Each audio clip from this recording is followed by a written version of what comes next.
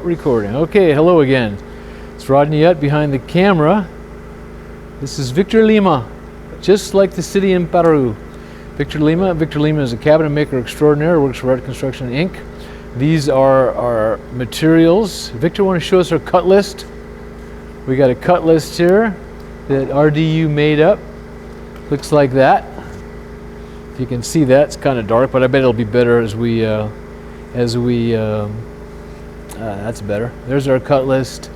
And there's the door we're going to hang on the front of this cabinet. And now Victor is going to demonstrate how to use a variety of machines to make this cabinet. Okay, Victor, what's the first thing you're going to do?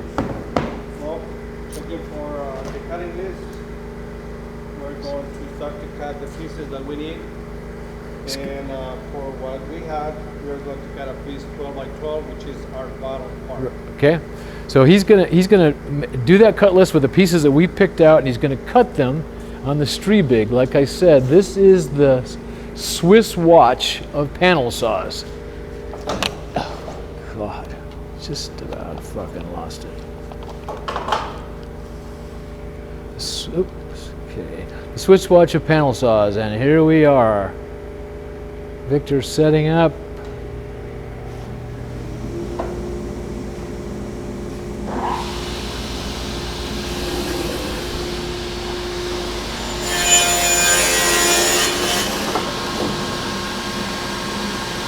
This saw cuts to 1/1000th of an inch.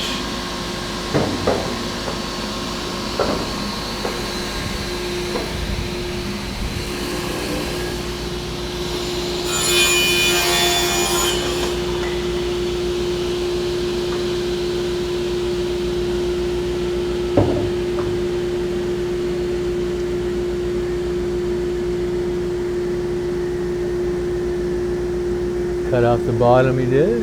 Okay. Make sure you check every part you cut so you don't cut twice. Good one.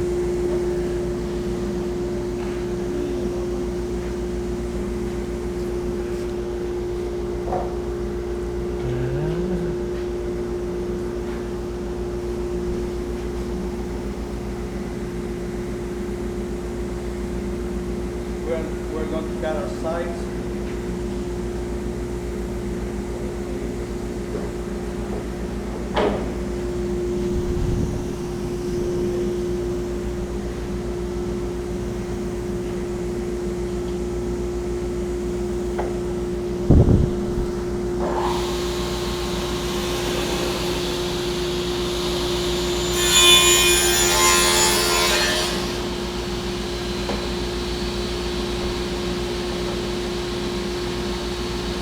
This vertical panel saw is unbelievable because the blade is never out until you push it down. See that? It's a great saw. I think it cost me about $55,000 when I bought it. I bought it at a Vegas show about, I don't know, 10, 15 years ago maybe. Time flies when you're having fun. There's Bruce, walking up the stairs to his office. This is his business now, his and Bradley's.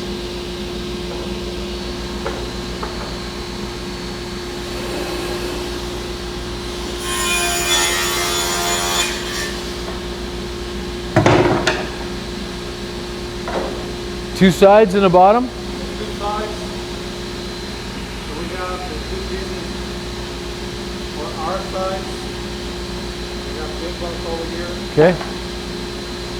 Two sides and the bottom.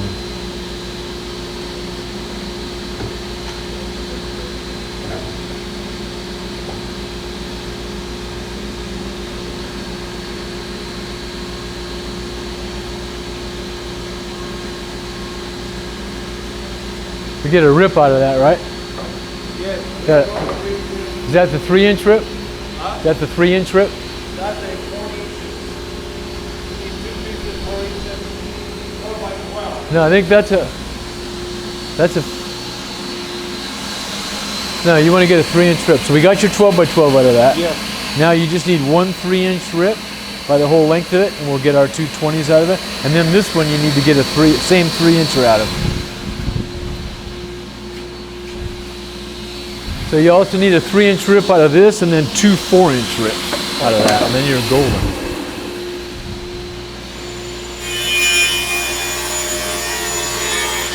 Now he's doing the rips for the kick, the loose kick.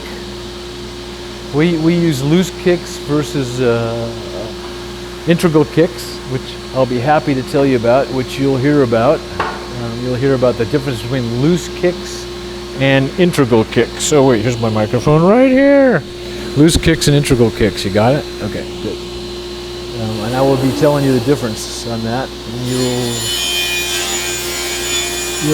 I know you'll get it. And loose kicks are the way to go. We think loose kicks are the way to go, especially in European style cabinetry, which is exactly the style of cabinetry that we are using now to make these cabinets. Now, the cabinets that Victor's got built over here are face frame cabinets, and they're not Euro style, and I can tell you about that later. In the meantime,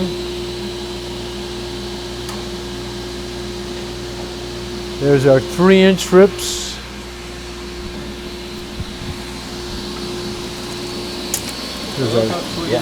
Yeah, those are 3 inches. Now we need 2 4s, right? 2 4s. You got room for 2 4s? 3-inch rips. We have 1 4. Okay, here we go. So that should have been a 3-inch rip, but you got 2 4s. No, you got 2 3s. This only needed to be 1 3. So let's see. So this is okay. Yeah. Go ahead and get a.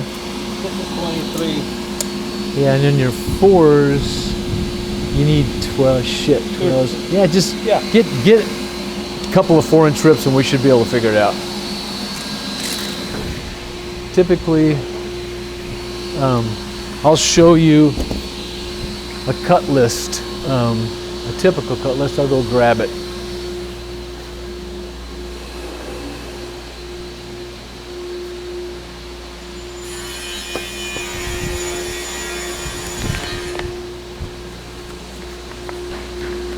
Now the cabinets that Victor was building, that I panned for you, this is a typical cut list, right? Panel stock cut list, and you can see it tells you every piece, what it is and what its size is, and then as Victor cuts them, he also labels them. That's a computer-generated cut list, which is what happens in here in the real world, not our demo cabinet.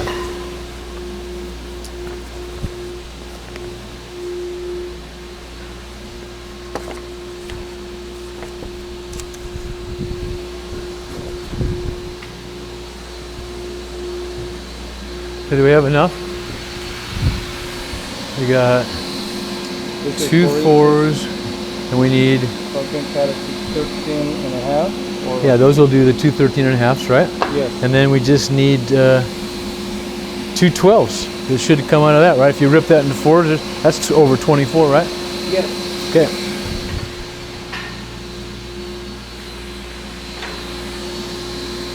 So, these people came here looking for you, right? I said, well, do you have an appointment with them? I'll call and go, no. I go, well, who are you?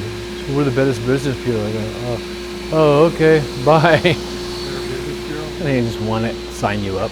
Oh, yeah, I know. I actually did that a couple of years, and there's really no benefit in it. Yeah, I never found a benefit. Other than you can put it on your website. Yeah, that's about it. Thanks. See you tomorrow, Victor. Thanks, bub. Okay, I like it. So you got one more piece here, Victor, the back. Now, when we cut lists like this and cut out, we got to be cutting pretty accurately because, this has all got to fit. Now, if you don't have machines that cut this accurately, you might want to build the box first before you cut the back and cut the back to exactly what the box is. But this is actually obviously way more efficient, and with this kind of tooling, we can be accurate to, like I said, a thousandth a thousandth of an inch. Okay. All right. Just cutting the back.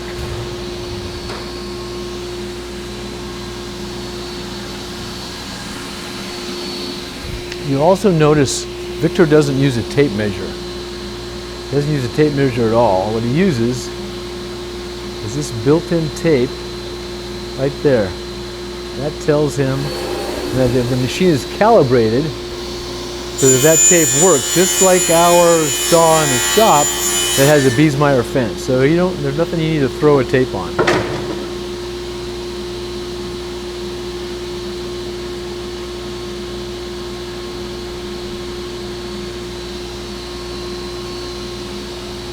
Now he'll cut the back to length, and that'll be our back.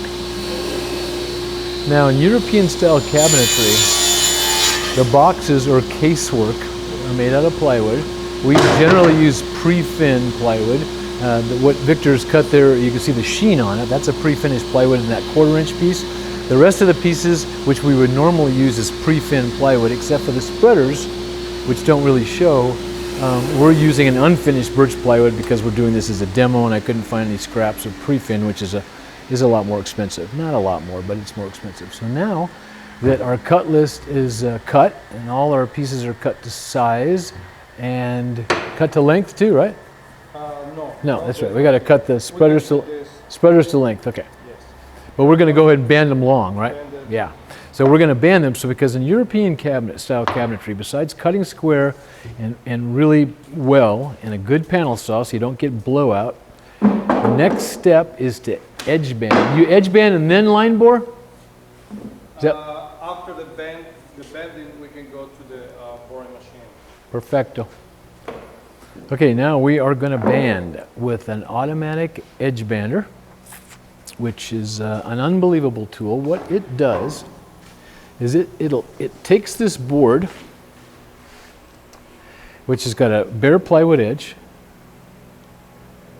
and it's going to put that tape on that edge with a hot glue melted with pressure, and it's going to end trim it and edge trim it flush, and it's going to go in unbanded on this side, and it's going to come out on this side banded.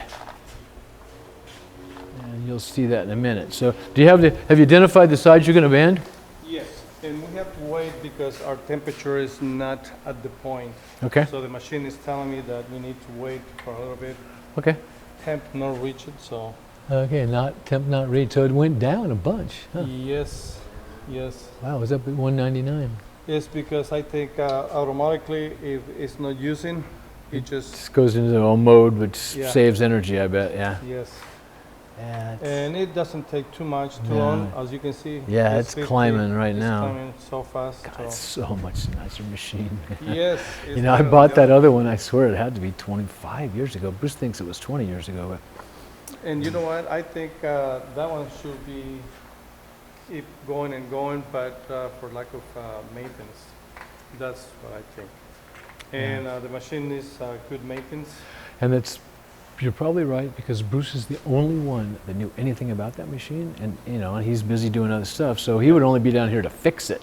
And, Exactly. and nobody else would clean the pot or do the stuff. And Luis was putting his hands as well, but Luis was the funniest mechanic I ever seen. Those kind of mechanics that with a hammer and a screwdriver they can fix everything. Yeah, it's Luis. He's rough. He's good, but he can be rough. Yes, but that's what the forum was. So we're going to band the edges of this cabinet that show that the doors close against, which will be the two sides, the bottom, and the front edge of the front spreader. And those are the only pieces we're going to need to band, because those are the only edges that are going to show. Everything else is going to be unbanded because the edges essentially don't show once the cabinet's built and installed. Okay? Okay, we're going to give it a minute and let that heat up. I'll